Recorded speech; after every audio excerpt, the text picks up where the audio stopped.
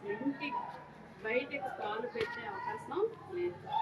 అటువంటి సమయంలో సావిత్రిబాయి పూలే గారు మొట్టమొదట బాలిక పాఠశాల తెరవడం జరిగింది. ఆమె మొత్తం సమాజాన్ని ఎదిరించి నిలబడ్డారు మన కోసం. తన వంతు తను భర్త నుండి ప్రోత్సాహం పొంది భర్త ద్వారా విద్యను అభ్యసించి అన్ని రంగాల్లో తను ముందడుగు వేశారు. కానీ అంతటితో ఆగిపోలేదు. నేను బాగుంటే చాలు, నేను ఇంప్రూవ్ అయితే చాలు అని ఇప్పుడు మనం అందరం అనుకుంటాం. కానీ ఆనాడు ఆమె అలా అనుకోలేదు.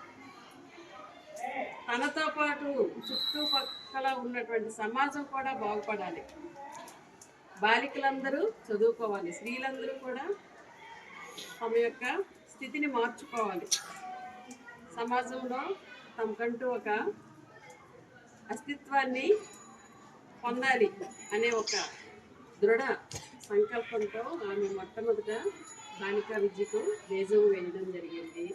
ఆ బీజం శాఖోపశాఖలుగా మొత్తం ప్రపంచమంతటా విస్తరించటం, దాని ఫలాలు ఇప్పుడు మనం అనుభవించడం జరుగుతుంది కదా. అయితే ఈ అవకాశాన్ని మరి మనం ఎంతవరకు సద్వినియోగం చేసుకుంటున్నాం? మన ఇంట్లో కానీ, మన పాఠశాలలో కానీ, సమాజంలో కానీ మహిళలకు ఇప్పుడు సమానమైనటువంటి అవకాశాలు ఉన్నాయి. అలాగే స్వేచ్ఛ ఉంది. ఈ స్వేచ్ఛను సద్వినియోగం చేసుకోవాలి. దుర్వినియోగం చేసుకుంటే దానివల్ల ఉన్నటువంటి పరిణామాలు ఎవరు ఎదుర్కొంటారు? మీరే ఎదుర్కొంటారు కదా. మీ నడవడిక అనేది పరిమితులకు లోబడి స్వేచ్ఛగా జీవించాలి.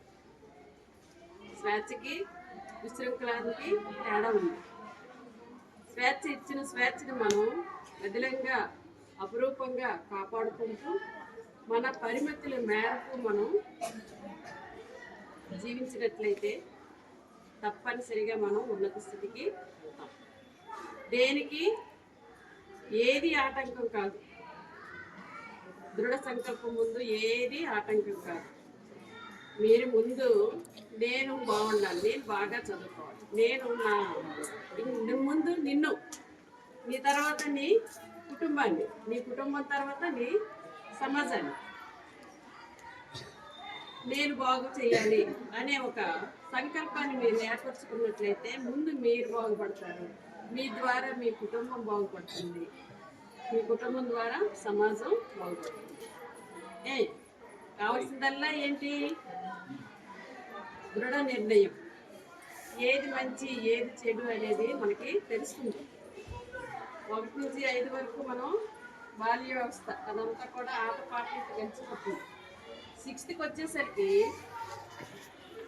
అప్పుడు మనకి ఇది చెయ్యొచ్చు, ఇది చేయకూడదు అనే విషయం మనకి అర్థమవుతుందా లేదా? ఇది మంచి ఇది చెడు అని తెలుస్తుందా లేదా? అంటే మనం ఎటు పయనించాలి అనే నిర్ణయం మన చేతుల్లోనే ఉంది. మంచి వైపు ప్రయాణిస్తే కష్టంగా ఉన్నప్పటికీ మంచి ఫలితం వస్తుంది. చెడు వైపు ప్రయాణిస్తే సుఖంగా ఉన్నప్పటికీ చెడు ఫలితం వస్తుంది. ఆ రెండిటి డిఫరెన్స్ మీరు గమనించుకొని మీ జీవితాన్ని చక్కగా మీకు ఉన్నటువంటి పరిస్థితులన్నీ కూడా మీకు అనుకూలంగా మలుచుకొని కష్టపడి ఈరోజు అబ్బాయిలతో సమానంగా అంతకు మించి అన్ని రంగాలు, ఏ రంగం చూసుకోండి, ఏ